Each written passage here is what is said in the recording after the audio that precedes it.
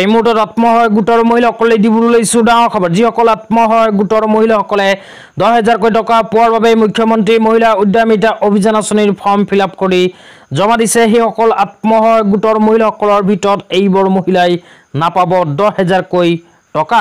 তো কোনবোৰ মহিলাসকলে 10,000কৈ টকা নাপাব যদি জানিব বিচাৰে অনুগ্ৰহ কৰি ভিডিঅ'টো স্কিপ নকৰি প্ৰথমৰ পৰা শেষলৈ চাই থাকিব। লগতে নতুনকৈ কি আপডেট আহিছে এইটো ভিডিঅ'ৰ মাজতে আপোনালোকক বিস্তাৰিত জনাই দিম। তো অনুগ্ৰহ কৰি ভিডিঅ'টো স্কিপ নকৰি প্ৰথমৰ পৰা শেষলৈ চাব আৰু মোৰ চেনেলত নতুন হ'লে চেনেলটো ছাবস্ক্ৰাইব কৰি মোৰ লগত থাকিব। তো বলক ভিডিঅ'টো আৰম্ভ কৰি এই বিষয়ত আমি বিস্তাৰিত জানি লওঁ। তো আপোনালোকে মোবাইল স্ক্ৰীনত চাব পাৰিছে এনেকৈ এখন আপডেট ইতিমধ্যে আমাৰ হাতত আহি পৰিছে। তো ইয়াতে লিখা আছে মুখ্যমন্ত্ৰী মহিলা উদ্যমিতা অভিযান আঁচনিৰ যোগ্যতা। তো এইবোৰ যোগ্যতা যিসকল মহিলাৰ নাই সেইবোৰ মহিলাই নাপাব 10,000কৈ টকা।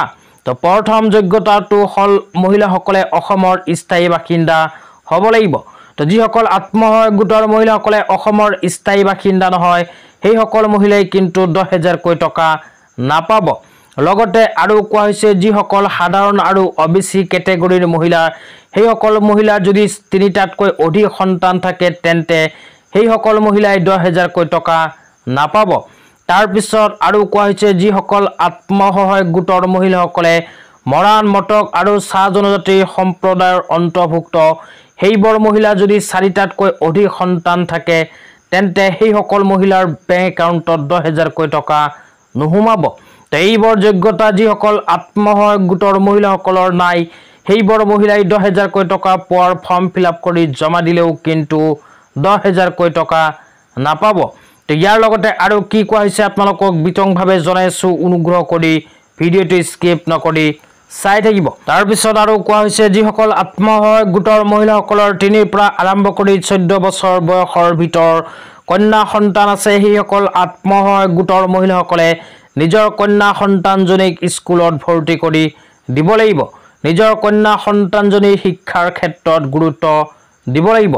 তো আপোনাৰ 3ৰ পৰা 14 বছৰ বয়সৰ ভিতৰত কন্যা সন্তান যদি আছে আৰু সেই কন্যা সন্তানজনীক স্কুলত ভৰ্তি কৰি নিদিয়ে বা শিক্ষাৰ প্ৰতি গুৰুত্ব নিদিয়ে তেন্তে আপুনি 10,000কৈ টকা নাপাব।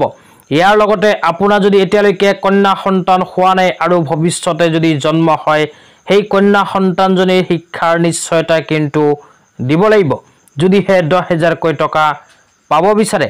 ইয়াৰ লগতে আৰু কোৱা হৈছে যিসকল আত্মসহায়ক গোটৰ মহিলাসকলে 10,000কৈ টকা পাব বিচাৰে সেইসকল আত্মসহায়ক গোটৰ মহিলাসকলে অমৃত বৃক্ষ আন্দোলন আঁচনিৰ সময়ত ৰোপণ কৰা গছ পুলিবোৰ সযতনে ৰাখিব লাগিব।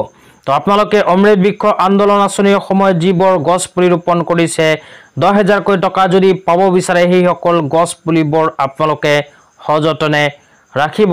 ইয়াৰ লগতে আৰু এটা কথা আপোনালোকক জনাই দিছোঁ, আপোনালোকে অতি শীঘ্ৰে বেংক একাউণ্টৰ লগত আধাৰ কাৰ্ড লিংক কৰিব লাগিব যদিহে 10,000কৈ টকা পাব বিচাৰে।